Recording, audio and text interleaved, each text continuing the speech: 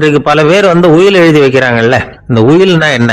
அதாவது ஒரு நபர் தனக்கு பின்னாடி தன்னுடைய சொத்துக்கள் யாருக்கு போய் சேரணும்னு நினைக்கிறாரோ அந்த நினைப்பை சட்டப்படி உறுதிப்படுத்துறது தான் உயில். சரி, உயிலை யார் எழுதலாம்? 18 வயசு பூர்த்தியான யாரும் உயில் மூலமா சொத்துக்களை விநியோகிக்கலாம். கண் பார்வை இல்லாதவங்க, காது கேளாதவங்க, வாய் பேச முடியாதவங்க, இவங்கெல்லாம் கூட உயில் எழுதி வைக்கலாம். புத்தி சுவாதீனம் இல்லாதவங்க கூட சில சமயம் புத்தி தெளிவா இருந்தா உயில் எழுதலாமா. குடிபோதையில் இருக்கிறவங்க, தாங்கள் என்ன செய்யறோங்கிறது தெளிவா அறிய முடியாதவங்க, நோய் நொடியில் இருக்கிறவங்க, இவங்கெல்லாம் உயில் எழுத முடியாது. ஒருத்தரை நிர்பந்தப்படுத்தி ஏமாத்தி அல்லது சுய நினைவில்லாத ஒருத்தர்கிட்ட எழுதி வாங்கி வைக்கிற உயில் செல்லாது. உயிலை இந்த முறையில தான், இந்த படிவத்துல தான் எழுதணும்னு சட்டத்துல விதி எதுவும் கிடையாது. இதுக்கு முத்திரை கட்டணமும் கிடையாது. உயிலை வெற்று காகிதத்துல எழுதலாம். அச்சு அடிக்கணும், டைப் அடிக்கணுங்கிற அவசியம் கூட இல்லை. கையாலேயே கூட எழுதலாம். எழுதி இருக்கிறது புரியணும், அவ்வளவுதான். குறைந்தபட்சம் 2 சாட்சிகளை வச்சுக்கிட்டு உயில் எழுதுறவர் அதுல கையெழுத்து போடணும். கையெழுத்து போட தெரியாதுன்னா இடது கை பெருவிரல் ரேகை வைக்கலாம். உயில் சாசனத்துக்கு சாட்சிகள் கையெழுத்து இல்லைன்னாலும் அது செல்லாது. அப்புறம் பிரிவிலேஜ்டு வில் அப்படின்னு இருக்கு. அதுக்கு மட்டும் சாட்சிகள் தேவையில்லை. அது என்னன்னா, இந்த விமானப்படை, கப்பல் படை அல்லது யுத்தத்துல பணிபுரியும் நபர்கள் அவங்கெல்லாம் இருக்கிறாங்க இல்லையா, அப்படிப்பட்டவங்க எழுதுற உயில் அது. அதுக்கு சில விசேஷ சலுகைகள் உண்டு. ஒருத்தர் முதல்ல ஒரு உயில் எழுதி வைக்கிறார், அதுக்கப்புறம் மனசு மாறி போகுது, அது வேணாம்னு நினைக்கிறார், ரத்து செஞ்சுடலாம். அதுக்கப்புறம் வேற உயிலும் எழுதலாம். உயிரோடு இருக்கிற வரைக்கும் எத்தனை தடவை வேணும்னாலும் உயில் எழுதலாம். கடைசியா எழுதப்பட்ட உயில் சட்டப்படி சரியா இருந்தா அதுதான் அமலுக்கு வரும். சரி, எழுதுற உயில ரகசியமா வச்சிருக்கிறது எப்படி? இது ஒரு கேள்வி. இதுக்கு என்ன செய்யணும்னா, ஒருத்தர் உயிலை எழுதினதுக்கு அப்புறம் அவர் தானாவோ அல்லது அங்கீகரிக்கப்பட்ட முகவர் மூலமாகவோ, அதாவது ஒரு ஏஜென்ட் மூலமாகவோ, ஒரு கவரில் போட்டு சீல் வச்சு கவர் மேலே தன்னுடைய பெயரை எழுதி அல்லது அந்த ஏஜென்ட் பெயரை எழுதி கவர் மேலே என்ன அடக்கம் செய்யப்பட்டிருக்கு, உள்ள என்ன இருக்கு அப்படிங்கிற விவரம்லாம் எழுதி சார் பதிவாளர்கிட்ட ஒப்படைக்கலாம். இதுக்கு கட்டணம் உண்டு. அதுக்கப்புறம் எப்போ தேவைப்படுதோ அப்போ ஒரு மனு கொடுத்து அந்த கவரை திருப்ப வாங்கிக்கலாம். இப்போ எழுதுற உயில இவ்வளவு நாளுக்குள்ள பதிவு செய்யணுங்கிற கால வரையறை உண்டா அப்படின்னு ஒரு கேள்வி வரலாம் இல்லையா? எப்போ வேணும்னாலும் பதிவு செய்யலாம். நம்மால் ஒருத்தர் ஒரு நாள் ரொம்ப அவசரமா வந்தார். இந்த உயில் எழுதுறது சம்பந்தமா பூரா விவரமா எனக்கு உடனே தெரியணும்னார். நான் உடனே அவரை வக்கீல் ஒருத்தர்கிட்ட அழைச்சிட்டு போனேன். இவர் அவர்கிட்ட எல்லா விவரமும் கேட்டு தெரிஞ்சுக்கிட்டார். ரொம்ப தேங்க்ஸ்ன்னு சொல்லிவிட்டு 2 பேரும் வெளியில வந்தோம். அதுக்கப்புறம் இவர்கிட்ட கேட்டேன், ஆமா இவ்வளவு விவரமா கேட்குறீங்களே, உங்களுக்கு எத்தனை பிள்ளைங்க சார் அப்படின்னு கேட்டேன். 6 பேர் சார் அப்படின்னார். சரி, இருக்கிற சொத்து எவ்வளவுன்னு கேட்டேன். அதை இனிமே தான் சம்பாதிக்க போறேன் அப்படின்னார். ஒரு அம்மா, அவங்களுக்கு 35 வயசு இருக்கும். குடும்பத்துல எந்த கஷ்டமும் இல்லை. இருந்தாலும் காரணம் இல்லாம பிள்ளைங்க பேர்ல கோவப்படுறது, எரிஞ்சு விடுறது அவங்க வழக்கம். பிள்ளைங்க அழும். உடனே அவங்க மனசும் சங்கடப்படும். இன்னொரு அம்மா, நல்ல வேலையில இருக்கிறவங்க, வாரத்துக்கு ஒரு தடவையாவது தலைவலி வந்துடும். இவங்களுக்கெல்லாம் உடம்புல எந்த கோளாறும் இல்லை, மனசு மட்டும் சரியா இருக்காது. தூக்க மாத்திரை கையில வச்சிருப்பாங்க. 30-35 வயசுடைய பெண்களுக்கு சர்வசாதாரணமா காணப்படுகிற மனக்கோளாறு இது. இதுக்கு பேர் மனவாட்டம், டிப்ரெஷன், மனமடிவு அப்படின்னு சொல்லலாம். இந்த நோய்க்கு அறிகுறி என்ன தெரியுமா? மனசுல வருத்தமான உணர்வு இருக்கும். அடிக்கடி அழலாம் போல தோணும். முன்னால எல்லாம் எந்தெந்த செயல்ல ஆர்வம் இருந்ததோ அதெல்லாம் குறைஞ்சிரும், அல்லது சுத்தமாவே ஆர்வம் இல்லாம போயிடும்.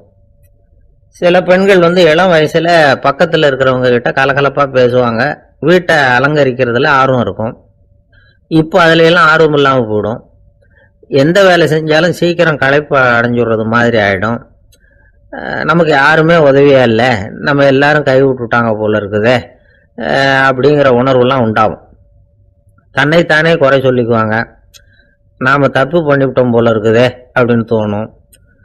குற்றம் பண்ணிட்டதா நினைச்சு கஷ்டப்படுவாங்க. பசி இருக்காது, தூக்கத்துல தொந்தரவு இருக்கும். அடிக்கடி செத்து போடலாங்கிற உணர்வு வரும். தற்கொலை பண்ணிக்கலாங்கிற எண்ணம் உண்டாகும். சில பேர் தற்கொலை முயற்சியில் கூட ஈடுபடுவாங்க.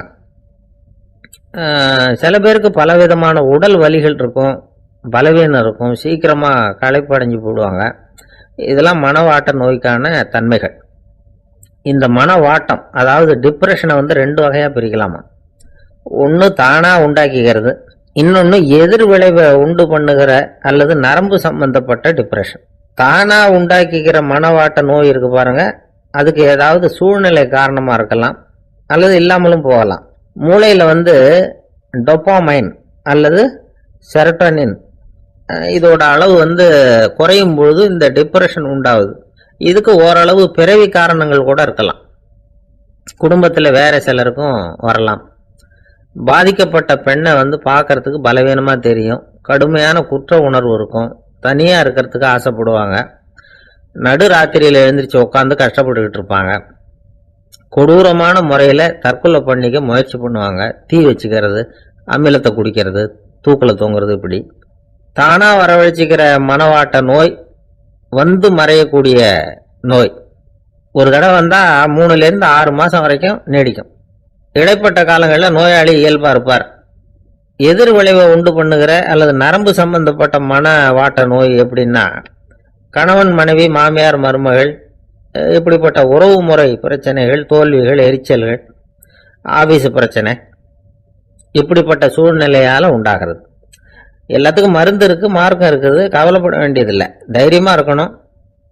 உளவியல் மருத்துவம் இதுக்கு ரொம்ப உபயோகமாக இருக்கும். சில பெண்களை பாருங்கள், அவங்க எதுக்கும் அலட்டிக்கிறது இல்லை. ஒரு அம்மா அப்படிதான் தன்னுடைய கணவனை அழைச்சிக்கிட்டு ஒரு மனநோய் மருத்துவர்கிட்ட வந்தாங்க.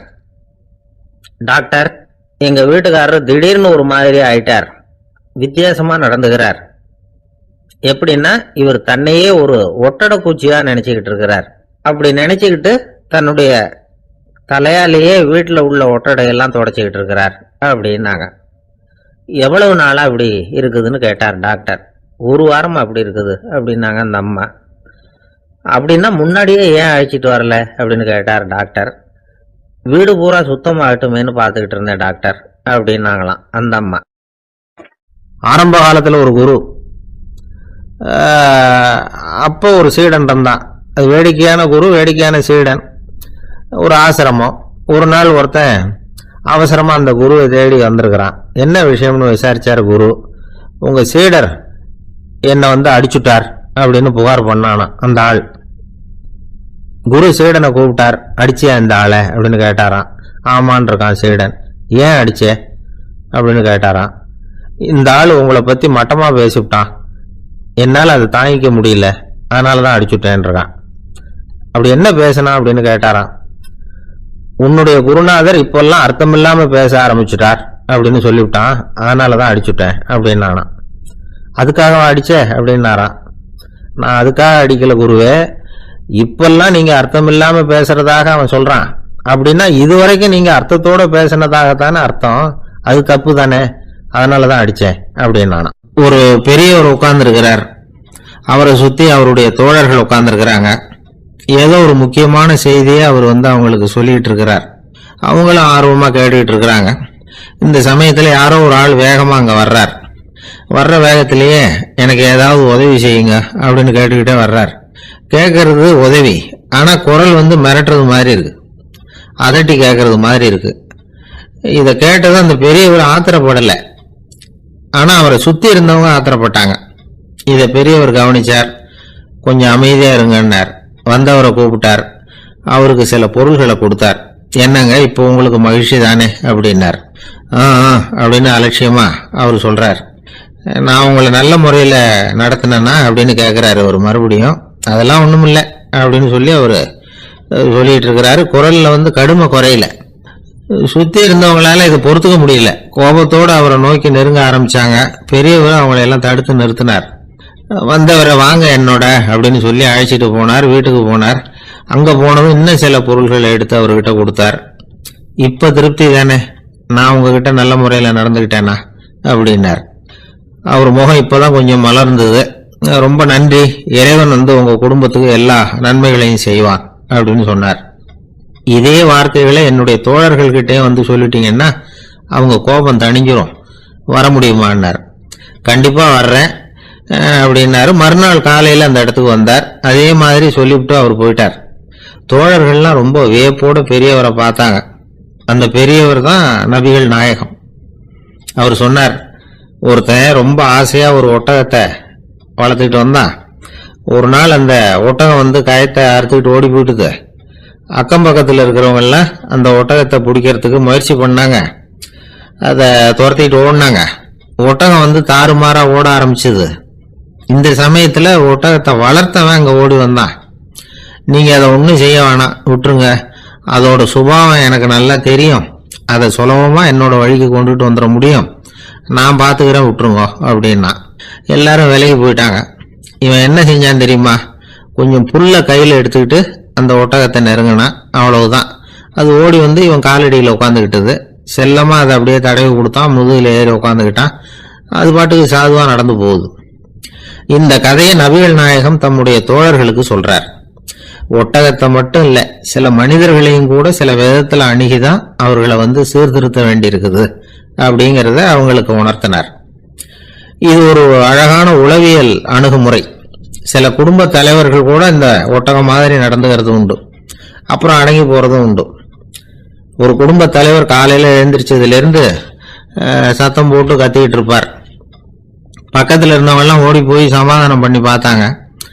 அவர் ஓயறது மாதிரி தெரியல. கடைசியில் அவர் மனைவி வந்தாங்க. நீங்க எல்லாம் விலகி போடுங்க, அவர் சுபாவம் எனக்கு தெரியும், நான் பாத்துக்கிறேன் அப்படின்னாங்க. சரின்னு எல்லாரும் போயிட்டாங்க. சாயந்தரமா வந்து பாக்குறாங்க, அவர் சத்தம் இல்லாம ஒரு மூலையில் உட்காந்துருக்கிறார். ரொம்ப சாதுவா. ஆச்சரியமா இருந்தது. என்னம்மா பண்ணீங்கன்னு கேட்டாங்க. அது ஒண்ணும் இல்லைங்க, ஒரு வேளை சாப்பாட்டை நிறுத்தினேன், பட்னி போட்டேன், அவ்வளவுதான் அப்படின்னாங்க அந்த அம்மா.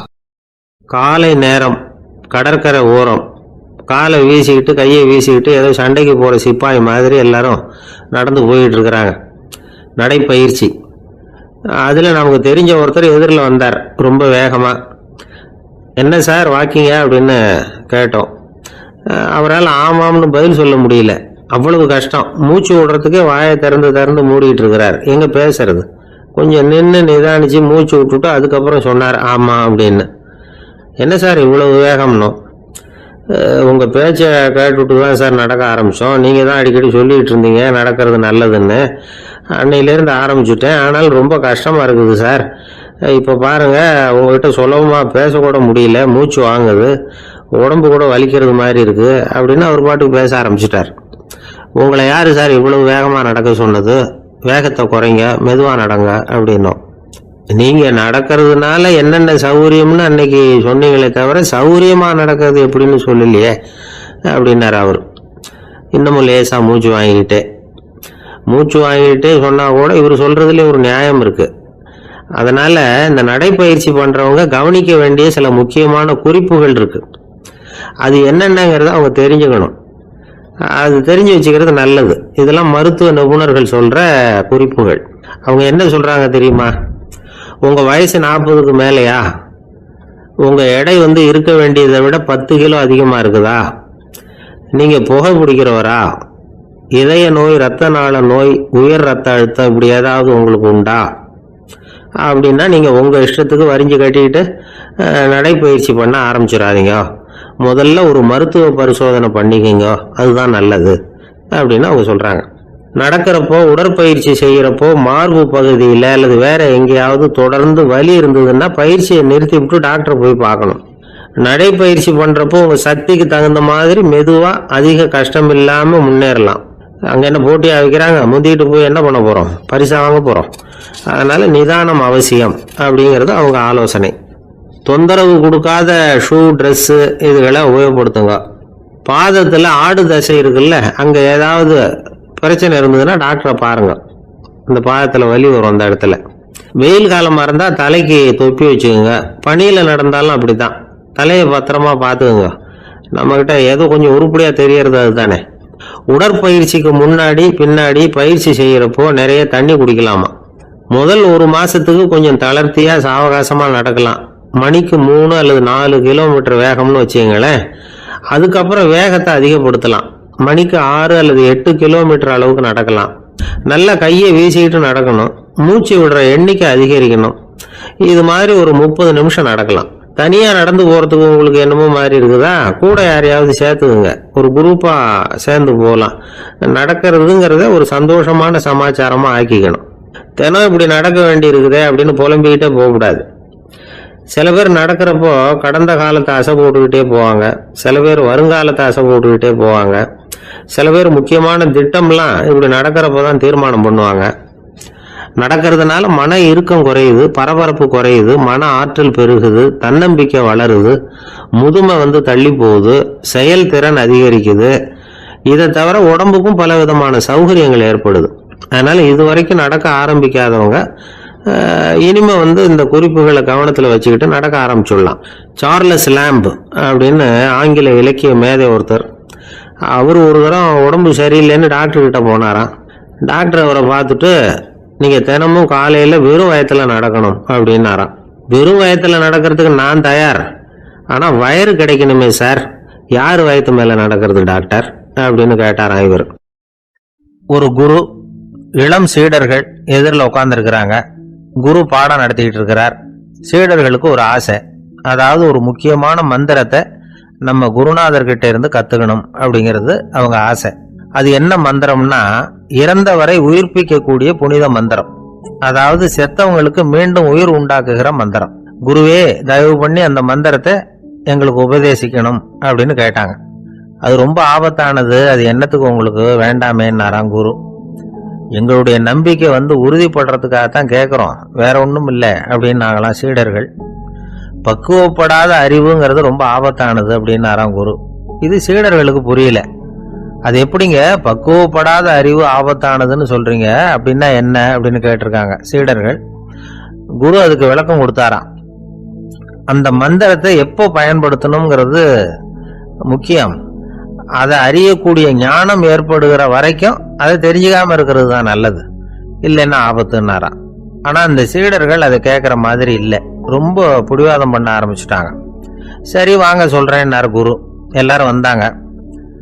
அந்த புனித மந்திரத்தை அவங்களுக்கு ரகசியமா உபதேசம் பண்ணார். உபதேசம் பண்ணிவிட்டு அவங்களுக்கு எச்சரிக்கையும் கொடுத்தார்.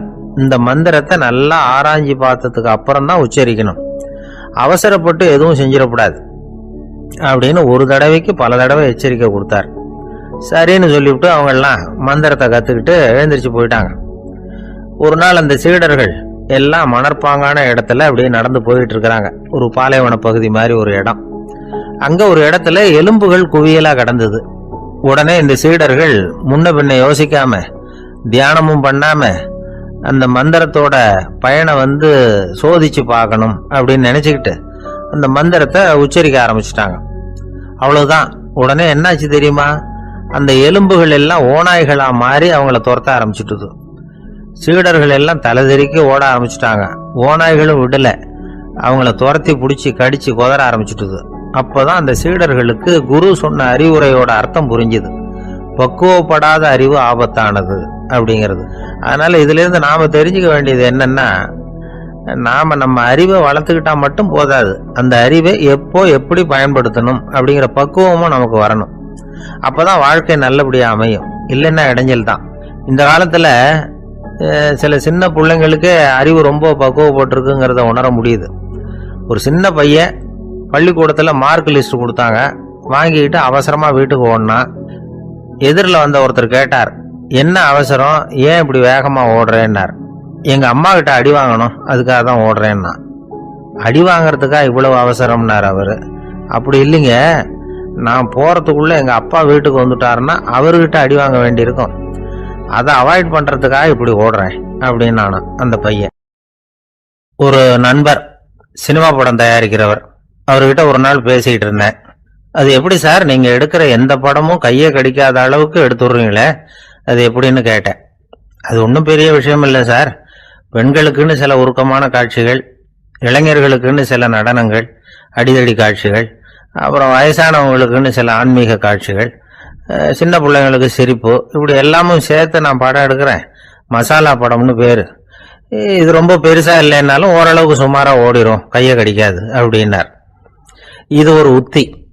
சில பத்திரிகை ஆசிரியர்களும் இந்த உத்தியை கையாளுறது உண்டு. இந்த உத்திக்கு பார்னம் உத்தி அப்படின்னு பேரு, பார்னம் எஃபெக்ட் அப்படின்னு சொல்லுவாங்க. அதாவது ஃபீனியஸ் டி பார்னம் அப்படின்னு ஒருத்தர் அமெரிக்காவில் இருந்தாராம். அதாவது 19ஆம் நூற்றாண்டுல அமெரிக்காவில் கொடிகட்டி பறந்த ஒரு சர்க்கஸ் நிறுவனத்தின் அதிபர் அவர். இந்த உலகத்துல ஒவ்வொரு நிமிஷமும் ஒரு ஏமாளி பறந்துகிட்டே இருக்கிறான் அப்படிங்கிறது அவருடைய சித்தாந்தம். ஒவ்வொருத்தரையும் திருப்திப்படுத்துற அளவுக்கு அம்சங்களை கொஞ்சம் கொஞ்சமா கலந்து கேளிக்கை நிகழ்ச்சிகளை நடத்தினதுதான் அவருடைய மகத்தான வெற்றிக்கு காரணம். அதனால அந்த உத்தியை யாரு கடைபிடிச்சாலும் சரி, அதுக்கு பார்னம் உத்தி அப்படின்னு பேர் வந்துட்டுது. ஜோசியம் சொல்றவங்களுக்கும் இந்த உத்தி தான் கை கொடுக்குது. ஒரு விஷயத்த ஒருத்தருடைய கோள் நிலைகள் அல்லது கையெழுத்து நிரூபிக்கிறதாக அவர்கிட்ட சொன்னா அதை அவர் நம்பிவிடுவார். ஆனா அந்த விஷயம் நல்லதா இருக்கணும், நேர்மையானதா இருக்கணும், அதாவது பாசிட்டிவா இருக்கணும். 8ஆம் இடத்துல குரு, 9ஆம் இடத்துல சனி, நீங்க ஒரு பெரிய மேதை தான் அப்படின்னு சொல்லுவாங்க. கேட்கறவங்களுக்கு அதை மறுக்கிறதுக்கு மனசு வராது. அப்படி சொல்லும் பொழுது கூடவே என்ன கொஞ்சம் முன்கோபம் அதிகமா இருக்கும், இருந்தாலும் அது உடனே மறைஞ்சிரும் அப்படின்னு சில அற்ப விஷயங்களையும் சொன்னாலும் அதையும் சரிதான்னு சொல்லி ஒத்துக்குவாங்க. ஆளுமையை எடை போடுகிற ஒரு நிறுவப்பட்ட உத்தியின் மூலமாக தன்னுடைய குணாதிசயங்கள் கண்டுபிடிக்கப்பட்டதாக அவர் நம்புறது தான் இதுக்கு காரணம். இந்த மாசம் பணத்தட்டுப்பாடு கொஞ்சம் இருக்கும், உடம்புல ஏதாவது கொஞ்சம் அசௌகரியம் இருக்கும், வீட்டுக்குள்ள லேசா மனஸ்தாபம் வரலாம், இது மாதிரி பொதுப்படையா சிலதை சொன்னாலே போதும், மக்களை நம்ப வச்சுடலாம். இதெல்லாம் நமக்கு மட்டும்தான் ஏற்படுது அப்படின்னு சொல்லி அவங்க நினைக்கிறது தான் காரணம். இதுதான் பார்னம் உத்திங்கிறது. மனிதர்கள் பாராட்டுகளை விரும்புறதும் விமர்சனங்களை வெறுக்கிறதும் பார்னம் உத்தியின் அடுத்த கூறு. அதனால ஒருத்தருக்கு ஜோசியம் சொன்னாலும் சரி, அவருடைய ஆளுமையை மதிப்பிடுறதாக இருந்தாலும் சரி, அவரை புகழற மாதிரி இருந்தாலும் சரி, அப்படி இருந்தாதான் அது சரியா இருக்கும். சாதகமான விஷயங்களை அதிகமாகவும் பாதகமான விஷயங்களை நாசூக்காவும் சொன்னா மக்கள் அதை நம்பிடுவாங்க. ஒருத்தரை கருமின்னு சொன்னா ஏத்துக்க மாட்டார். அதையே கொஞ்சம் மாத்தி நீங்க கொஞ்சம் சிக்கனமான ஆசாமி அப்படின்னு சொன்னா நீங்க சொல்றது சரிதான் சார் அப்படிம்பார். நீங்க பெரிய செலவாளி தான், இருந்தாலும் நல்ல விஷயங்களுக்கு தான் செலவழிப்பீங்க அப்படின்னு சொல்லணும். இப்படி இந்த பார்னம் உத்தியை கடைபிடிச்சு இன்னைக்கு வெற்றிகரமா காலம் தள்ளுறவங்க நிறைய பேர் இருக்கிறாங்க. இந்த உலகத்துல ஒவ்வொரு நிமிஷமும் ஒரு ஏமாளி பறந்துகிட்டே இருக்கிறான் அப்படிங்கிறது தான் ஃபீனியஸ் பார்னம் அவர்களுடைய நம்பிக்கை. அதை விட அடுத்தவங்களை ஏமாளியா நினைக்கிற மனுஷர்கள் தான் இன்னைக்கு உலகத்துல ரொம்ப அதிகம். ஒருத்தர் தன்னுடைய மேல் அதிகாரி கிட்ட போய், ஐயா ஒரு நாள் லீவு வேணும், என் தங்கச்சிக்கு கல்யாணம் அப்படின்னார். அவரு பார்த்தார், ஒரு 10 நிமிஷம் வெளியில இருங்கன்னார். 10 நிமிஷம் கழிச்சு கூப்பிட்டார், இதை பாருங்க நீங்க சொல்றது பொய், இப்போ உங்க தங்கச்சிக்கு போன் பண்ணேன், அவங்க தனக்கு 2 வருஷத்துக்கு முன்னாடியே கல்யாணம் ஆயிட்டதாக சொல்றாங்க அப்படின்னார். உடனே இவரு சொன்னார், சார் இப்போ நீங்க சொல்றதும் பொய்யாதான் இருக்கணும், ஏன்னா நிஜமா எனக்கு ஒரு தங்கச்சியே கிடையாது அப்படின்னார். ஒரே ஒரு ஊர், அந்த ஊருக்கு பேரு கொடையாளிப்பட்டி. அந்த பேருக்கு தகுந்த மாதிரி தான் அந்த ஊர் மக்களும். யார் என்ன கேட்டாலும் இல்லைன்னு சொல்லாம கொடுப்பாங்க. கொடையாளிகள் நிறைந்த ஊர். இனாமா மட்டும் இல்ல, கடனாவும் பணம் கொடுப்பாங்க. யாருக்காவது அவசரமா பணம் தேவைப்பட்டதுன்னு வச்சுக்கோங்க, அந்த ஊருக்கு போய் வாங்கிக்கலாம். பத்திரம் தேவையில்லை, சாட்சி தேவையில்லை, ஜாமீன் தேவையில்லை, எந்த உத்தரவாதமும் கேட்காம பணம் கொடுத்துருவாங்க. நம்மால் ஒருத்தனுக்கு பணம் தேவைப்பட்டது, சொந்த பந்தமெல்லாம் கேட்டு பார்த்தா யாரும் கொடுக்குற வழியா தெரியல. எல்லாரும் அவங்கவுங்க சௌரியத்தை பார்க்கறவங்க, அடுத்தவங்க சௌரியத்தை பத்தி கவலைப்படாதவங்க. இவன் எல்லாரையும் கேட்டு பார்த்துட்டு சோர்ந்து போய் உக்காந்துட்டான். அந்த நேரம் தான் கொடையாளிப்பட்டியை பத்தி கேள்விப்பட்டான். அப்படி ஒரு ஊர் இருக்கிறது தெரிஞ்சதும் அந்த ஊருக்கு வழி கேட்டுக்கிட்டு ஒரு நாள் புறப்பட்டு போனான். வயல்காட்டு வழியா போக வேண்டியிருந்தது. மெதுவா நடந்து ஊர் எல்லைக்கு வந்துட்டான். 2 பக்கமும் விவசாய வேலைகள் மும்முரமா நடந்துகிட்டு இருக்குது. ஏறு உழுதுகிட்டு இருக்கிறாங்க. அப்ப அங்க ஒரு ஆளை பாம்பு கடிச்சுட்டுது. பக்கத்துல வேலை செஞ்சுக்கிட்டு இருந்தவங்க ஓடி வந்தாங்க.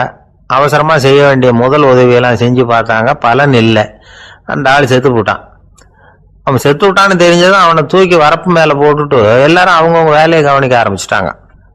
அங்க ஒரு ஆளு இவனை பார்த்து சொன்னான், ஐயா நீங்க போற வழியில இவன் சொந்தக்காரன், இவனுக்கு சோறு கொண்டுகிட்டு வருவான், இவன் இங்க செத்து விட்டான்னு அவன்கிட்ட சொல்லிவிடுங்க அப்படின்னா. இவனுக்கு ரொம்ப ஆச்சரியம், என்னடா இது பாம்பு கடிச்சுட்டுதுன்னதும் பதறி அடிச்சுக்கிட்டு ஓடி வந்தாங்க, செத்து விட்டான்னதும் பேசாம தூக்கி போட்டுட்டு போயிட்டாங்க அப்படின்னு நினைச்சுக்கிட்டே நடந்து போறான். எதிரில் சோறு கொண்டுகிட்டு ஒரு ஆள் வந்தான். இவன் விவரத்தை சொன்னான்.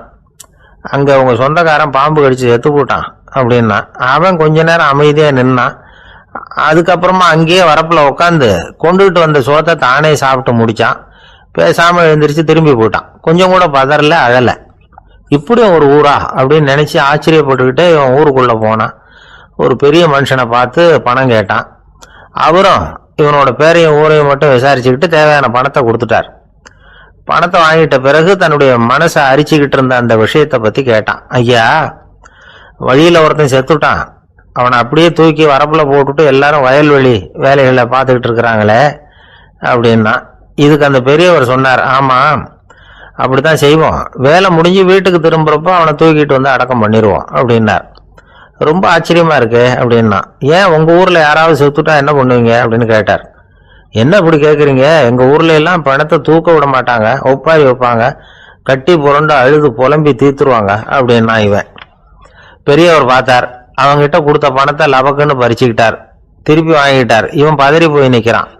அவரு சொன்னார், பணத்தையே விட மாட்டேன்னு கட்டுப்பிடிச்சி அழுதா நான் கொடுத்த பணத்தை மட்டும் எப்படி திருப்பி கொடுக்க போற, போயிட்டு வா அப்படின்னு விரட்டி விட்டாராம். இந்த கதையை நண்பர் ஒருத்தர் சொன்னார். கதை வேடிக்கையா தெரிஞ்சா கூட இதுல கருத்து உண்டு. பணம் பிணம் இது ரெண்டையுமே விடுறதுக்கு அவ்வளவு சுலபமா மனம் வர்றதில்லை. இந்த ரெண்டு விஷயங்கள்லேயும் அறிவார்ந்த செயல்பாடு தேவை. ஒரு பேருந்து மரத்துல மோதி விட்டது. எல்லாரும் அடிபட்டு முனைகிட்டு கிடக்குறாங்க. டிரைவர், கண்டக்டர் இவங்களுக்கும் அடி. அவங்களும் ஒரு பக்கம் கிடக்குறாங்க.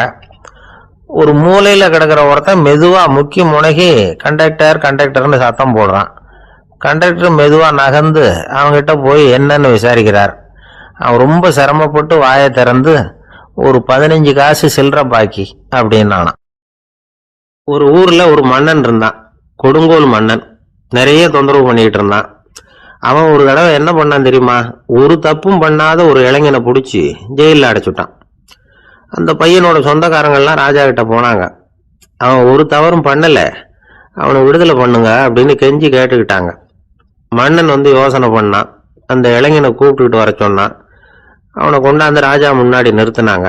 இதை பாருப்பா, உன்னை நான் விடுதலை பண்ணுவேன், ஆனா ஒரு கண்டிஷன். அந்த நிபந்தனையை நீ நிறைவேற்றினா உனக்கு விடுதலை அப்படின்னா மன்னன். சரின்னு ஒத்துக்கிட்டான் பையன். மன்னன் வந்து கண்டிஷன் என்னங்கிறத சொன்னான். உங்ககிட்ட ஒரு செம்மறி ஆட்டை கொடுக்க போறேன், 1 மாசத்துக்கு அதுக்கு தேவையான தீனியையும் கொடுக்க போறேன். 1 மாசம் கழிச்சு அந்த ஆட்டை வந்து எடை போட்டு பார்ப்பேன். அந்த ஆட்டின் எடை கொஞ்சம் கூட கூடி இருக்கக்கூடாது. எடை கூடி இருந்தா உனக்கு விடுதலை கிடையாது.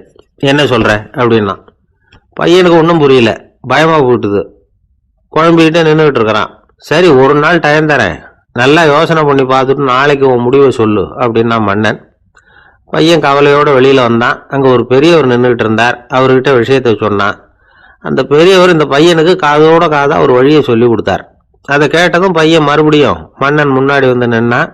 உங்க நிபந்தனையை ஏத்துக்கிறேன்னு சொன்னான். மன்னன் வந்து ஒரு ஆட்டுக்குட்டியையும் அதுக்கு 1 மாசத்துக்கு தேவைப்படுற தீவனத்தையும் கொடுக்கும்படியா உத்தரவு போட்டான். கொடுத்தாங்க, ஓடிட்டு போயிட்டான். 1 மாசம் தினமும் தவறாம அந்த தீவனத்தை ஆட்டுக்குட்டிக்கு போட்டுக்கிட்டு இருக்கிறான். 1 மாசம் கழிச்சு அந்த ஆட்டை வந்து அரண்மனைக்கு ஓட்டிக்கிட்டு போனான். மன்னன் அதை எடை போட்டு பார்க்கறான். எடை கூடவே இல்லை, அப்படியே தான் இருக்குது. உடனே போட்ட நிபந்தனைப்படி அந்த இளைஞனை வந்து விடுதலை பண்ணிவிட்டான். சரி, ஆட்டுக்கு எடை கூடாம இருக்கிறதுக்கு அந்த பெரியவர் சொல்லி கொடுத்த யோசனை என்ன அப்படின்னா, அது வேற ஒண்ணும் இல்லை. அந்த ஆட்டுக்கு எதிரில் அது கண்ணுல படுற மாதிரி ஒரு ஓநாயை கட்டி போட சொன்னார். அவ்வளவுதான். ஆட்டுக்கு ஓநாய்ங்கிறது பிறவி பகை. ஓநாயை பார்த்தா ஆடு நடுங்க ஆரம்பிச்சிரும், அவ்வளவு பயம். தினமும் அந்த ஆடு பயந்துகிட்டே தேனி சாப்பிட்டது, எடை கூடல. அதுதான் ரகசியம். இது வந்து சின்ன பிள்ளைங்களுக்கான ஒரு கதை. இதுல இருந்து தெரிஞ்சுக்க வேண்டிய உண்மை என்னன்னா, நாமெல்லாம் சாப்பிடுறப்ப மனசும் உடம்பும் அமைதியா இருக்கணும். அப்பதான் அது உடம்புல விட்டும். அவசரத்திலையும் பயத்திலையும் சாப்பிட்டா அது சரியா ஜீரணம் ஆகாது. இன்னொரு ராஜா இருந்தார். அவரும் ஒரு இளைஞனை ஜெயிலில் அடைச்சு விட்டார். விடுதலை பண்ணணும்னா ஒரு கண்டிஷன்னார். என்னன்னு கேட்டான். ஒரு ஆட்டுக்குட்டியை உன் முன்னாடி கொண்டாந்து நிறுத்துவேன், நீ அதுகிட்ட ஒரு கேள்வி கேட்கணும், அதுக்கு சரியான பதிலை சொல்லணும். அப்படி செஞ்சுட்டா உனக்கு விடுதலைன்னார். இளைஞன் யோசனை பண்ணி பார்த்தான். சரின்னு ஒத்துக்கிட்டான். அது பிரகாரமே ஆட்டுக்குட்டிய பதில் சொல்ல வச்சுட்டான். என்ன நடந்தது தெரியுமா? ஆட்டுக்குட்டியை கொண்டாந்து நிறுத்தினாங்க. இவன் மெதுவா அதுகிட்ட போனான். அது காது கிட்ட போய் ஏப்ரலுக்கு அடுத்த மாசம் என்ன மாசம்னு கேட்டான். அது உடனே மேன்னு கத்திச்சு. இவன் விடுதலை ஆயிட்டான். வாழ்க்கையில ரொம்பவும் அடிபட்டு அல்லல் போட்டுக்கிட்டு இருக்கிற ஒருத்தர் வந்தார். மனசு ரொம்பவும் நொந்து போய் பேசினார். இந்த உலகத்துல மனுஷனா பிறந்ததை விட மாடா பிறந்திருக்கலாம் சார் அப்படின்னார். திடீர்னு வந்து என்கிட்ட இப்படி சொன்னா அதுக்கு நான் என்னங்க பண்ண முடியும் அப்படின்னேன். உங்ககிட்ட வரணும்னு தோணுச்சு, அதனால வந்தேன் அப்படின்னார். சரிங்க, இப்படி ஒரு யோசனை வந்ததுக்கு என்ன காரணம் அப்படின்னு சொல்லி அவர்கிட்ட கேட்டேன். அதுக்கு அவர் சொன்னார், என் பையனுக்கு வேலை தேடுறேன் கிடைக்கல, பொண்ணுக்கும் மாப்பிள்ளை தேடுறேன் கிடைக்கல, வீடு கட்டுறதுக்கு கடன் கேட்குறேன் கிடைக்கல, மாடா பிறந்திருந்தா இது மாதிரி கவலையெல்லாம் கிடையாதுல்ல, பேசாம வைக்கோலை தின்னுக்கிட்டு அசை போட்டுக்கிட்டே கடந்து விடலாமே அப்படின்னாரு அலட்சியமா. அதுக்கப்புறம் தான் அவர் சொன்ன கருத்தை நானும் கொஞ்சம் அசை போட ஆரம்பிச்சேன் மனசுக்குள்ள. இப்போ இயற்கையை பொறுத்த வரைக்கும் அது நாம எல்லாரும் மகிழ்ச்சியா வாழணும் அப்படின்னு தான் விரும்புது. விலங்குகள், பறவைகள், தாவரங்கள், அப்புறம் மற்ற உயிரினங்கள் எல்லாமும் நல்லபடியா இருக்கணும் அப்படிங்கிறது தான் இயற்கையோட விருப்பம். அதுல ஒன்றும் சந்தேகம் இல்லை. இயற்கையோட அமைப்பை கொஞ்சம் கவனிச்சு பார்த்தா அதை நாம நல்லா புரிஞ்சுக்கலாம். இருந்தாலும் இந்த ஆள் சொன்னதை கேட்ட பிறகுதான் ஒரு முக்கியமான வேறுபாடு புரிஞ்சுது. அதாவது இந்த உலகத்துல உள்ள முக்கியமான பிரச்சனைகள் 6. அந்த 6 பிரச்சனைகளும் ஆடு மாடுகளுக்கு கிடையாது, மரம் செடி கொடிகளுக்கு கிடையாது. ஆனா மனுஷன் அந்த 6 பிரச்சனைகளையும் சந்திக்க வேண்டியிருக்கு. சரி, அந்த 6 பிரச்சனைகள் என்னென்ன தெரியுமா? முதல்ல இந்த ஆடு மாடுலாம் நமக்குன்னு சொந்தமா ஒரு வீடு இல்லையே அப்படின்னு கவலைப்பட்டுக்கிட்டு இருக்கிறது இல்லை. ஆனா மனிதனுக்கு வீடு தேவைப்படுது. இது ஒரு வித்தியாசம். இப்ப 2வது பிரச்சனை என்னன்னா ஆடை பிரச்சனை. ஒரு கோழியோ சேவலோ நாம போட்டுக்கிறதுக்கு ஒரு சட்டை இல்லையே அப்படின்னு கவலைப்படுறது இல்லை. ஆனா மனுஷனுக்கு அந்த கவலை உண்டு. சரி, இப்போ 3வது என்னன்னு பார்த்தா கல்வி பிரச்சனை. ஒரு பசுமாடு கவலையோட நின்றுகிட்டு இருக்கு அப்படின்னு வச்சுக்குவோம். நீங்க அதுகிட்ட போய் ஏன் பசுமாடை கவலையோட நின்றுகிட்டு இருக்கிற அப்படின்னு கேட்குறீங்க. என் கண்ணுக்குட்டிக்கு எல்கேஜியில் இடம் கிடைக்கல, டொனேஷன் கொடுக்கறதுக்கு கையில் பணமும் கிடையாது, சிபாரிசுக்கு யாரை பிடிக்கிறதுன்னு தெரியல, இப்படியா சொல்லிகிட்டு இருக்கோம். அதுக்கு அந்த கவலையெல்லாம் கிடையாது. ஆனால் மனிதனுக்கு அந்த கவலை உண்டு. 4வது என்னன்னு பார்த்தீங்கன்னா வேலை வாய்ப்பு பிரச்சனை. வேலை கிடைக்கலையே அப்படின்னு வேப்ப மரம் கவலைப்படுறதில்ல, ஆனால் மனுஷன் கவலைப்படுறான். 5வது என்னன்னு பார்த்தா கல்யாண பிரச்சனை.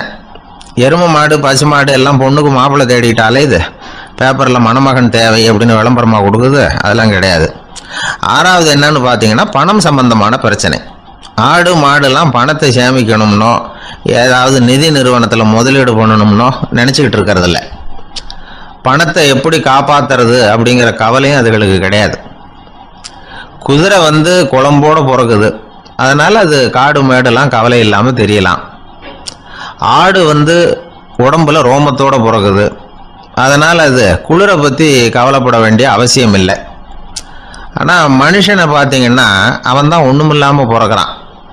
ஏன் இந்த பாகுபாடு அப்படின்னு கேட்டால் இதை பற்றி கொஞ்சம் சிந்திச்சு பார்க்கணும். அதாவது இந்த சந்தேகத்தை ஒரு பெரியவர்கிட்டையும் கேட்டேன். அவர் சொன்னார் இதுக்கு பதில். அவர் இதே கேள்வியை இயற்கை கிட்ட கேட்டாராம். இயற்கை பதில் சொல்லிச்சான், வேற யாருக்கும் கொடுக்காத ஒரு வலுவான கருவியை, ஒரு பவர்ஃபுல் வெப்பன் மனுஷனுக்கு கொடுத்துருக்கிறேன்னு, அந்த கருவியை உபயோகப்படுத்தி அந்த 6 பிரச்சனையை மட்டும் இல்லை 6 கோடி பிரச்சனைகள் இருந்தாலும் அதையெல்லாம் சமாளிக்கலாம். அது கருவி என்ன தெரியுமா? அதுதான் 6வது அறிவு. அதை உபயோகப்படுத்தினா காலுக்கு செருப்பு தயார் பண்ணிக்கலாம், குளிருக்கு போர்வை தயார் பண்ணிக்கலாம், என்ன வேணும்னாலும் செய்யலாம் அப்படின்னு இயற்கை பதில் சொல்லிச்சான். அதனால நாம செய்ய வேண்டியது என்னன்னா இயற்கையை முதல்ல சரியா புரிஞ்சுக்கணும். இயற்கையின் படைப்பையே நாம வந்து சரியா புரிஞ்சுக்கிறது இல்லையா, அதுதான் வேதனை. இந்த கதையை கேளுங்க. இப்ப நகரத்திலிருந்து ஒரு ஆளு கிராமத்துக்கு வந்தான். அங்க ஒரு சிறுவன் மாடு மேய்ச்சிக்கிட்டு இருந்தான். நகரத்து ஆள் சொன்ன, எவ்வளவு அழகான பசு, அது சரி இதுக்கெல்லாம் ஏன் கொம்பு இல்லைன்னா. இதுக்கு அந்த பையன் பதில் சொன்னான், பசுமாட்டுக்கு கொம்பு இல்லாததுக்கு பல காரணங்கள் உண்டு. கண்ணுக்குட்டியா இருந்தா கொம்பு இருக்காது, பசு வளர்ந்து பெருசானதுக்கு அப்புறம் தான் கொம்பு முளைக்கும், இது ஒரு காரணம். சில சமயம் வளர்ற கொம்பை எடுத்து விடுறது உண்டு, அது ஒரு காரணம். ஆனா இதுக்கு ஏன் கொம்பு இல்லைன்னு கேக்குறீங்க, அதுக்கு என்ன காரணம்னா இது பசு இல்ல குதிரை அப்படின்னானா. ஒருத்தர் ரொம்பவும் மகிழ்ச்சியா வந்துகிட்டு இருந்தார். என்ன விஷயம்னு விசாரிச்சேன். நான் தோத்து போயிட்டேன் அதுதான் மனசுக்கு மகிழ்ச்சியாக இருக்குது அப்படின்னார். எனக்கு இது ரொம்ப ஆச்சரியமாக போச்சு. இந்த உலகத்தில் தோற்று போகிறவங்க யாரும் மகிழ்ச்சியாக இருக்கிறது இல்லை. அப்படி இருக்கிறப்ப இவர் இப்படி சொல்கிறாரே, எங்கே தோற்று போனீங்கன்னு கேட்டேன். அதுக்கப்புறம் தான் அவர் விவரமாக சொன்னார். என்னோட 5 வயசு குழந்தையோட நான் விளையாடிக்கிட்டு இருந்தேன். அந்த விளையாட்டில் என் குழந்தை ஜெயிச்சுட்டுது, நான் தோற்று போட்டேன் அப்படின்னார் ரொம்ப உற்சாகமாக. நான் யோசித்து பார்த்தேன். அதாவது நாம் சின்ன குழந்தையா இருக்கிறப்போ எந்த விளையாட்டில் கலந்துக்கிட்டாலும் அதில் நாம தான் ஜெயிக்கணும்னு ஒரு வெறி நமக்குள்ளே இருக்கும்.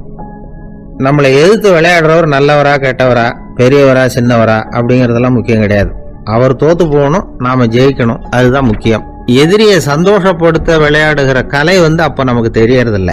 வாழ்க்கையில் ஒரு பக்குவம் வந்ததுக்கு அப்புறம் வெற்றி பெறணுங்கிற மன அழுத்தம் போயிடுது. போட்டியில் ஜெயிக்கணுங்கிறத விட குழந்தைய சந்தோஷப்படுத்தணுங்கிறது முக்கியமாக போச்சு. ஜெயிக்கணுங்கிற வெறி ஓடி போட்டுது. ஒரு குழந்தையா இருந்தப்போ நம்ம வளர்ச்சிக்கு உதவிய வெறி பெரியவனானதுக்கு பிறகு நமக்கு எதிரியாக மாறுது. அதை சரியான சமயத்தில் நாம் புரிஞ்சுக்கிட்டோம்னா போதும், நாம் பொழைச்சிக்கலாம். ஒவ்வொரு மனுஷனுமே வாழ்க்கையோட அடுத்த கட்ட வளர்ச்சியில் அடி எடுத்து வைக்கிற நேரத்தில் தன்கிட்ட இருந்து ஏதோ ஒரு குணத்தை அல்லது தன் குணம் இருந்த ஏதோ ஒரு உறவை நாம் இழக்கத்தான் வேண்டியிருக்குது. ஒரு கட்டம் வரைக்கும் உதவியாக இருந்த குணம் அடுத்த கட்டத்துக்கு தடையாக கூட மாறிடலாம். இந்த பரிமாண மாற்றத்துக்கு உள்ளாகிற ஒவ்வொருத்தரும் பிரத்யட்சமாக இதை உணர்றாங்க. ஆனால் பல பேர் எப்படின்னா பழசை திறந்துவிட்டு புதிய கொள்கைகளை உருவாக்கிக்கிறதுக்கு இஷ்டம் இல்லாமல் இருந்துடுறாங்க, அல்லது அப்படி செய்ய முடியாமல் தவிக்கிறாங்க. இதையெல்லாம் மீறி அந்த பழசை திறந்துட்டா அதை இழந்ததால் உண்டாகிற மன அழுத்தம் சில காலத்துக்கு வருத்திக்கிட்டு தான் இருக்கும், வேற வழி இல்லை. ஆரோக்கியமான ஒரு முன்னேற்றத்துக்காக அந்த மன அழுத்தத்தை தாங்கிக்கத்தான் வேணும் அப்படிங்கிறாரு அந்த உலக புகழ்பெற்ற மேதை ஒருத்தர், இந்த ஸ்காட் பெக் அப்படிங்கிறவர். பிறந்த நாள் முதல் இதுதான் சரி அப்படின்னு கற்பிக்கப்பட்டு வந்த ஒவ்வொரு தத்துவத்தையும் தங்களுடைய வளர்ச்சிக்கு தகுந்த மாதிரி மாற்றி அர்த்தப்படுத்தி கொள்ள முடியாமல் வாழ்க்கை சூழல்ல அப்படியே அரைப்பட்டு தூளாகிறவர்கள் தான் ரொம்ப தவிக்கிறாங்களாம். இதுதான் அவருடைய கருத்து. பெரும்பாலும் மனிதர்களுடைய நடுத்தர வயசுல, அதாவது 30 தாண்டுகிற சமயத்துல தான் இந்த தவிப்பு உண்டாகுதான். இதை தான் மேற்கத்திய நாடுகளில் அடிக்கடி மிட் லைஃப் கிரைசிஸ் அப்படின்னு சொல்றாங்க. அப்பப்போ பழசையெல்லாம் தொலைச்சி விட்டு புதுசாக பிறக்கிறதுக்கு கற்றுக்கணும். ஒவ்வொரு நிமிஷத்தையும் அந்த நிமிஷத்துக்கு ஏற்ற சித்தாந்தம் கொண்டவர்களாக சந்திப்போம் அப்படிங்கிறார் அந்த உளவியல் நிபுணர். இப்படி பழகிக்கிட்டா வாழ்க்கை இன்பமயம், இல்லைன்னா தவிப்பு மயம்தான். பழசை தொலைக்க முடியாதவர்களில் எத்தனையோ பேர் உண்டு, எத்தனையோ ரகம் உண்டு. அதில் வேடிக்கையான நண்பர்களும் உண்டு. ஒருத்தர் நண்பர் வீட்டுக்கு போனார். அவர் ஏதோ இனிப்பு பலகாரம் கொடுத்து சாப்பிட சொல்லியிருக்கிறாங்க அவங்க வீட்டில்.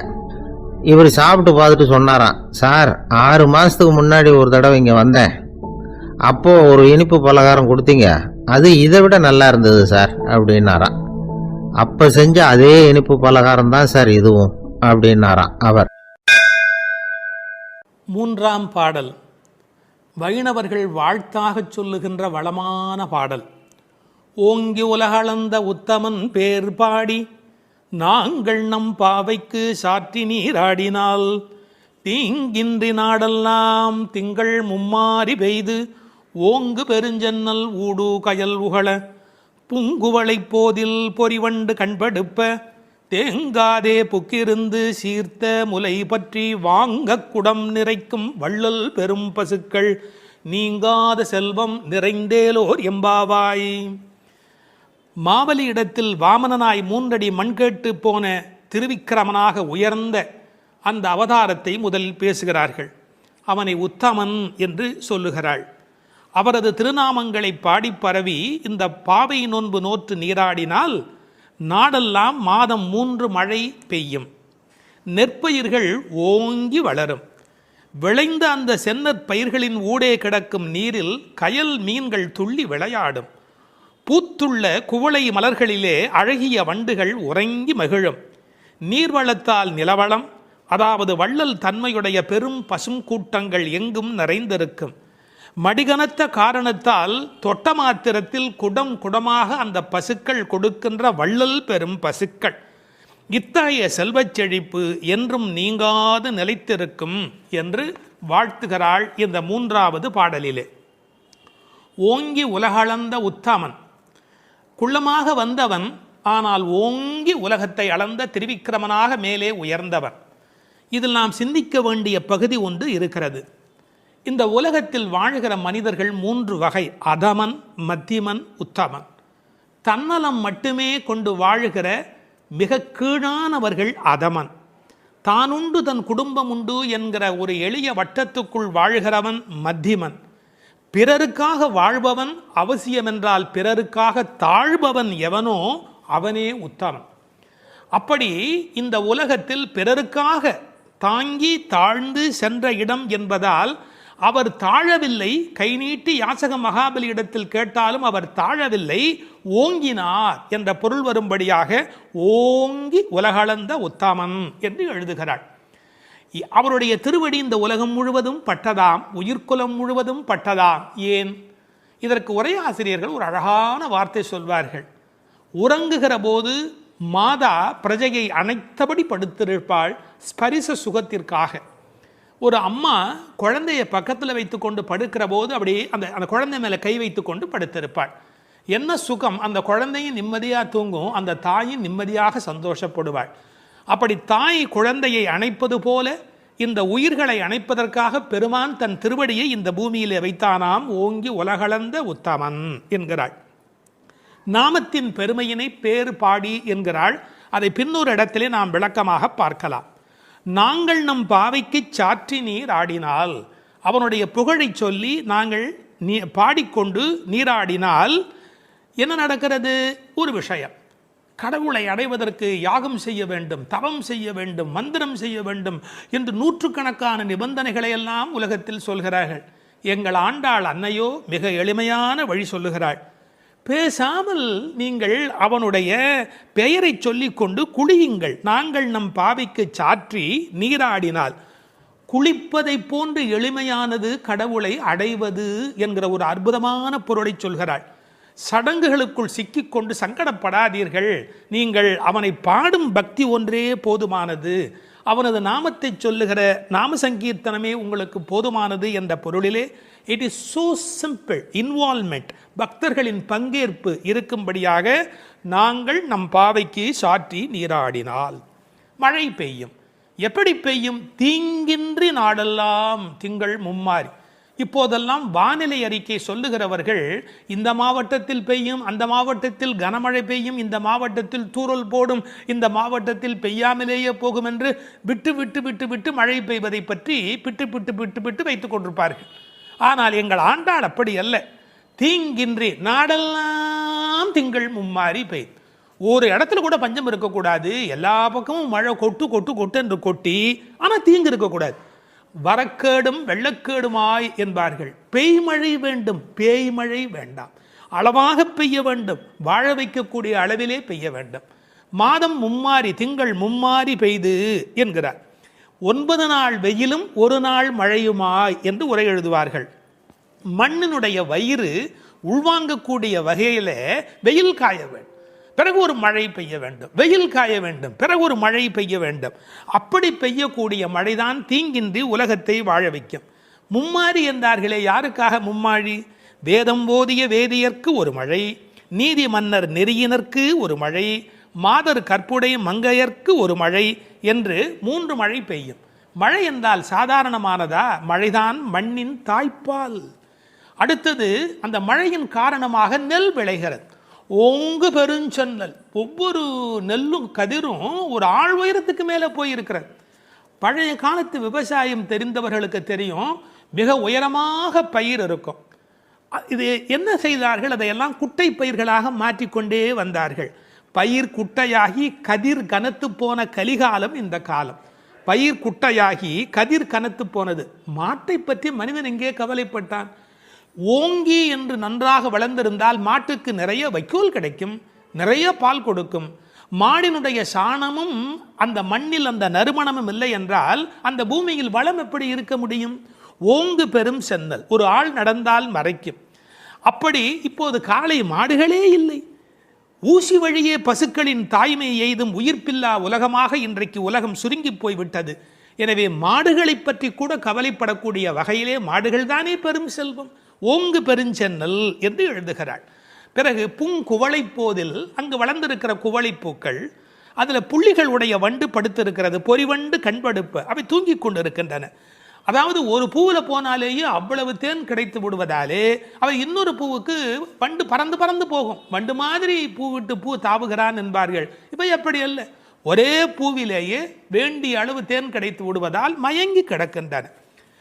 வண்டுகள் அப்படி இருக்கின்றன. மாடுகள் எப்படி இருக்கின்றன? தேங்காதே புக்கிருந்து சீர்த்த முலை பற்றி, கொஞ்சம் கூட அதில் பால் நிற்பதில்லை, அது பாட்டுக்கு கொட்டி கொண்டே இருக்கிறது. கரப்பின்றி கறக்கும். தமிழிலே கரப்பு என்று இடையினர பயன்படுத்தினால் வஞ்சனையாக வைத்துக் கொள்ளுதல். கரப்பு என்றால் வலிந்து அதிலிருந்து பாலை எடுத்தல். கரப்பின்றி கறக்கக்கூடிய பசுக்கள் இவை. ஒழித்து வைத்துக் கொள்வதே இல்லை. தேங்காது புக்கு இருந்து சீர்த்த முகை பற்றி, கனத்த மடி, அப்படி தொட்டால் போதும் அந்த குடத்தை தானே நிறைத்து விடுகின்றன. வாங்க, அது பாத்திரத்தை மாற்றி இன்னொன்று வைக்கணும், அவ்வளவுதான். வாங்க குடம் நிறைக்கும் வள்ளல் பெரும் பசுக்கள். கேட்டு கொடுக்கிறவர்களை வள்ளல் என்று சொல்ல மாட்டார்கள். இளன் என்று எவ்வம் உரையாமை ஈதல், கேட்பதற்கு முன்னாலேயே கொடுப்பதுதான் வள்ளல் தன்மையினுடைய அடையாளம். இந்த பசுக்கள் வஞ்சனையற்றவை, எனவே அவை வள்ளல் பெரும் பசுக்கள். நீங்காத செல்வம் நிறைந்தேலோர் எம்பாவாய். நீங்காத செல்வம் என்றால் என்ன பொருள்? உலகத்தாருக்கு சில செல்வம் தேவை, ஆனால் இறை ஞானம்தான் உண்மையில் நீங்காத செல்வம். இப்போது இப்படி எடுத்துக்கொள்வோம். பரமனடி பாடி துதித்தால் நீங்காத செல்வம் நிறையும். தீங்கின்றி திங்கள் மும்மாறி பெய்யும். ஓங்கு பெருஞ்சன்னல் விளையும். வாங்க குடம் நிறைக்கும் வள்ளல் பெரும் பசுக்கள். பாருங்க எப்படி ஒன்றை ஒன்று சார்ந்ததாக இருக்கிறது. பகுத்தறிவுவாதிக்கும் பக்தனுக்கு என்ன வித்தியாசம்? இந்த புரட்சியை சொன்னதோடு அவன் நிறுத்தி விடுகிறான். என்ன புரட்சி? பசுமை புரட்சி, வெண்மை புரட்சி, பால், மீன் துள்ளுகிறது, நீல புரட்சி. இது மூன்றுமே கிடைத்து விட்டதால் பூமி வளமுடையதாகிறது என்று பகுத்தறிவுவாதி நிறுத்தி விடுகிறான். ஒன்றை மறந்து விடுகிறான். பரமனடி பாடுவதால் தான் இது மூன்றுமே நடந்தது என்பதுதான் பக்தனுடைய பார்வை. இன்டர் டிபெண்டன்ட், ஒன்றை ஒன்று சார்ந்திருக்கிறது. அடுத்தது அதை விட ரொம்ப அற்புதம். இந்த உலகத்தில் செல்வம் மட்டுமே இருந்தால் மனநிறைவு வருமா? வராது. போட்டி, பொறாமை, பகை வரும். சாந்தி சாந்தி சாந்தி என்று நிறைவு செய்வார்கள். அந்த நிறைவு எப்போது வரும்? அது பக்தியின் மூலம், பரமனடி பாடுவதன் மூலம் வரும்.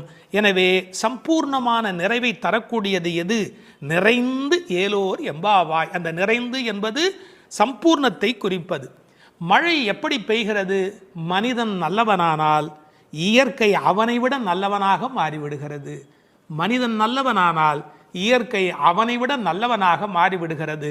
மழை பொழிகிறது, பால் சுரக்கிறது, செல்வம் செழித்தோங்குகிறது என்று வாழ்த்துக்குரிய பாடலாக அமைந்திருக்கிறது இந்த அழகான பாடல்.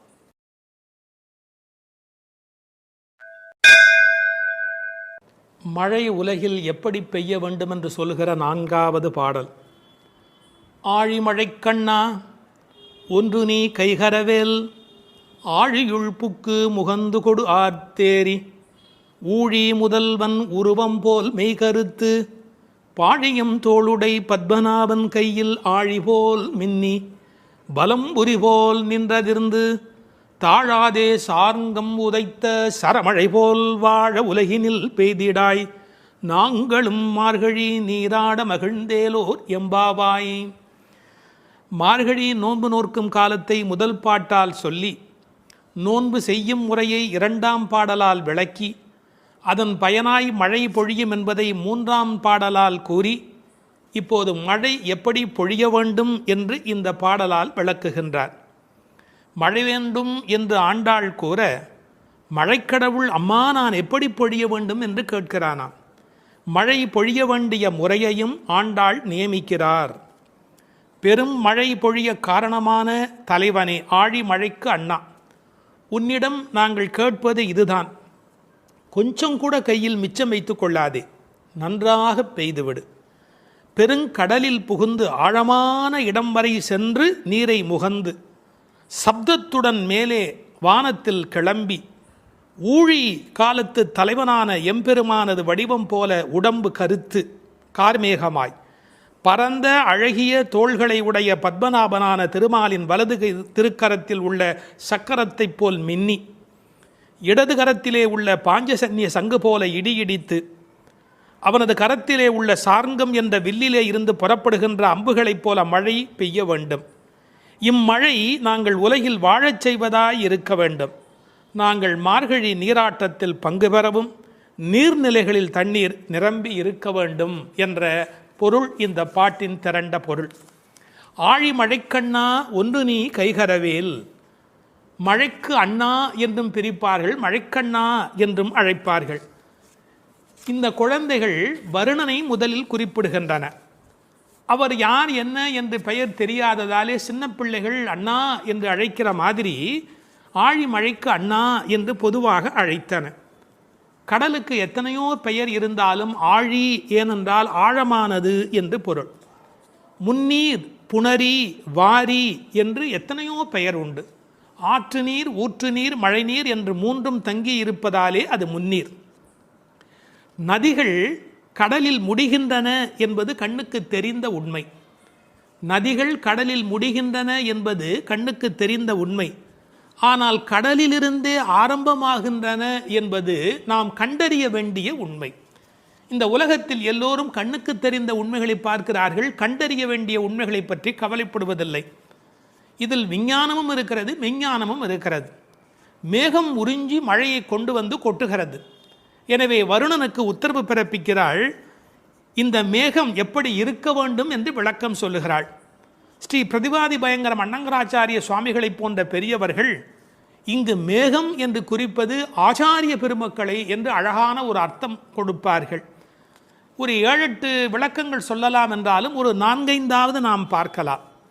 உப்பு தண்ணீர் கடல், அதை மதுரமான நீராக மேகம் மாற்றி விடுகிறது. அதுபோல கடினமான விஷயங்களையும் உபதேசிக்கிற ஆச்சாரியர்கள் மதுரமான விஷயங்களாக மாற்றி விடுகிறார்கள். கடல் அங்கங்கே போய் பெய்துவிட முடியாது, தண்ணீர் கொடுக்க முடியாது. அதுபோல் பரமாத்மாவை விட ஆச்சாரியர்கள் அங்கங்கே விஜயம் செய்து மக்களுக்கு இந்த மழை பெய்கிறார்கள். மழை பள்ளத்தை நிரப்புவது போல ஆச்சாரியன் உள்ளத்தை நிரப்புகின்றான். மழை பெய்யாவிடில் நஷ்டம், அதுபோல் ஆச்சாரியன் உபதேசிக்காவிடில் மிகப்பெரிய நஷ்டம். மழை சிப்பியிலே முத்து உண்டாக்கும். ஆச்சாரியன் மோசமான மனிதனிடத்திலும் முத்துமுத்தான கருத்துக்கள் சேரும்படியாக உண்டாக்கி விடுகிறார். எனவே இங்கு மேகம் என்று குறிப்பிட்டாலும் அதை ஆச்சாரியன் என்று பொருள் கொள்ள வேண்டும் என்று வெகு நுட்பமான பார்வையினை சொன்ன ஆச்சாரிய பெருமக்கள் உண்டு. நீ கைகரவேல், கஞ்சத்தனம் பண்ணிடாதே, உங்கள்கிட்ட இருக்கிற எல்லாத்தையும் கொட்டிடு, எங்களை ஏமாற்றி விடாதே, ஒன்னையும் கையில் வச்சுக்காதே. ஒன்று நீ கைகரவேல். ஆழியுள் புக்கு முகந்து கொடு ஆர்த்தேரி. நல்ல கடல் வரையிலே உள்ளே போ. இந்த ஆழியுள் புக்கு முகந்து கொடு ஆர்த்தேரி என்பதை எம்பெருமானாரோடு ஓமிப்பார்கள். அவர் கடல் போன்ற தத்துவங்களை எல்லாம் வாங்கி எளிமையான தத்துவங்களாக இந்த உலகத்துக்கு கொடுத்தார். அப்படி ஆழத்திலே உள்ளே போ. ஆழியுள் புக்கு முகந்து கொடு ஆர்த்தேரி. இந்த உலகத்திலேயே சிரமமான விஷயம் ஆழமான பகுதிக்குள் பிரவேசிக்கும் போதுதான். ஒரு மனிதன் தன்னுள் ஆழும்போதுதான் அவனுக்குள் கருணை மழை புறப்படுகிறது. முகந்து கொடு ஆர்த்தேரி, அதாவது ஒரு ஆடியோ எஃபெக்ட். அது எப்படி சத்தம் கொடுத்து கொண்டு இடிக்கிறது என்று ஆர்த்து ஏரி. இந்த மேகம் வெள்ளையாக இருக்கிறது, அது சிவப்பாக மாறுகிறது, கருப்பாக மாறுகிறது. கம்பன் பாடுகிற போது சொல்வார், நீரணிந்த கடவுள் நிறத்தவான் ஆரணிந்து சென்று ஆர்களி மேய்ந்து. சிவபெருமான் மாதிரி வெள்ளையாக இருக்கிறது, சேரணிந்த முலைத்திரு நங்கை தன் வீரணிந்தவன் மேனையின் மீண்டது. திருமகள் கணவன் போல அது கருப்பாகி வெளியிலே வருகிறது. வெள்ளையிலிருந்து அது கருப்பு மேகமாக மாறுகிறது. எல்லோரும் கருப்பை வெள்ளையாக்குவார்கள், இங்கு வெள்ளை கருப்பாகிறது. பார்க்கெல்லாம் தலைவனாக விளங்குகின்ற பரந்தாமன் இருக்கிறானே, அவன் போல என்று மேகத்தை பார்க்கிற போது கூட பரந்தாமனை பற்றிய சிந்தனை இங்கு நம்முடைய மனதில் பதியும்படி பாடுகிறாள். எப்படி? ஊழி முதல்வன் உருவம் போல் மெய்கருத்து. இது வீடியோ. ஆர்த்தேரி என்பது ஆடியோ. இப்போது கண்ணுக்கு முன்பாக கொண்டு வந்து நிறுத்துகிறாள். ஊழி முதல்வன், இந்த உலகத்தின் கடைசி காலத்தினுடைய தலைவனாக அவன் விளங்குகிறான். அவனுடைய உருவம் எப்படி மெய் கருத்து விளங்குகிறதோ அதுபோல் நீ இருக்க வேண்டும். காக்கை சிறகினிலே நந்தலாலா நிந்தன் கரிக நிறம் தோன்றுதையே நந்தலாலா என்று கண்ணனுடைய கருப்பை மகாகவி பாரதி அனுபவித்தார் அல்லவா? அதுபோல அந்த உருவம் மெய்கருத்து விளங்குகிறது. பாருங்கள், இடிப்பதில் ஒரு ஆடியோ எஃபெக்ட், அந்த உருவத்தை வர்ணிப்பதில் ஒரு வீடியோ எஃபெக்ட். இந்த ஆடியோ வீடியோ பாடலை நீங்கள் பாடியோ ஆடியோ இந்த உலகத்தில் வெளிப்படுத்த வேண்டும். பாழியம் தோளுடை பத்மநாபன் கையில். இந்த பெருமானுடைய தோள் எப்படிப்பட்ட தோள் தெரியுமா? பருத்த தோள், பெருத்த தோள், நிறைய பலம் தாங்கக்கூடியது. கம்பன் பாடுகிறார், ராமனுடைய தோள்களை பாடுகிற போது, குன்று போன்றுயர் தோளில் கொற்றவில் ஒன்று தாங்கினான் உலகம் தாங்கினான். அந்த ஒரு தோள் போதும் உலகத்தையே தாங்கிறதுக்கு அப்படின்னு, குன்று போன்றுயர் தோளில் கொற்றவில் ஒன்று தாங்கினான் உலகம் தாங்கினான் என்று பேசுவார் கவிச்சக்கரவர்த்தி கம்பர். நாபியில ஒரு தாமரை இருக்கிறது, அதில் பிரம்மா இருக்கிறார். இருமடி ஆகு பெயராக இவருக்கே பத்மநாபன் என்கிற பெயர் இந்த உலகத்தில் பொருந்தி வருகிறது. இந்த மின்னல் மின்னுகிறது, இடி இடிக்கிறது, அதுவும் பெருமாளுடைய சங்கு சக்கரங்களைப் போல அவளுக்கு காட்சி அளிக்கிறது. அந்த சக்கராயுதம் எப்படி ஒளி உடையதாக மின்னிக்கொண்டு வருகிறதோ, திருவாழி ஆழ்வான் விரோதிகள் இருக்கும் இடமெல்லாம் போய் எப்படி அழிக்கிறதோ அதுபோல அந்த மின்னல் மின்ன வேண்டும். அது பெருமானுடைய ஆயுதத்திலே ஒன்று. வலம்புரி போல் நின்றதிருந்து அந்த சங்கு போல, வலம்புரி சங்கை போல, படைவோர் பூக்கு முழங்கும பாஞ்ச சன்னியமும் பல்லாண்டு. அந்த சங்குக்கு எவ்வளவு பெரிய ஏற்றம்! உண்பது சொல்லில் உலகளந்தான் வாயமுதம், கண்படை கொள்ளில் கடல் வண்ணன் கைத்தலத்தே என்று எப்போதும் பெருமாளோடு ஸ்பரிசம் அனுபவித்துக் கொண்டிருக்கிற அந்த சங்கு, வலம்புரி சங்கு, அதுபோல் நின்று அதிர்ந்து அந்த சங்குநாதம் போன்ற ஒரு பெரிய ஒலியை எழுப்பி, தாழாதே சார்ங்கம் உதைத்த சரமழை போல் பெய்திடாய். மழை எப்படி பெய்யணும்? அடம் மழை, அப்படியே சரமழை மாதிரி பெய்யணும். ராமசரம் எப்படி புறப்பட்டதோ, சார்ங்கம் என்ற வெள்ளிலே இருந்து அது எப்படி விடாமல் வந்து கொண்டே இருந்ததோ ராவணனை பார்க்கிற காலத்திலே, அப்படி இந்த மழை அடைமழையாய் பெய்ய வேண்டும். எதற்காக? நாங்களும் மார்கழி நீராட மகிழ்ந்தேலோர் எம்பாவாய். இந்த உலகத்தில் நாடெங்கும் வாழ கேடொன்றும் இல்லை என்பார்கள். எல்லாரும் நல்லா இருந்தால் நாமும் நல்லா இருக்க போகிறோம் இல்லையா? அதனால் இந்த உலகத்தில் எல்லோரும் நன்றாக இருக்க மார்கழி நீராட மகிழ்ந்து நாங்களும் மகிழ்ச்சியாக இருந்து விட்டு போகிறோம். இந்த ஓமை இருக்கிறதே, இது ஓமை அணி இலக்கணத்திலே தலை சிறந்த 4 செய்திகளை உள்ளடக்கியது. எப்படி அந்த மழை பெய்ய வேண்டும்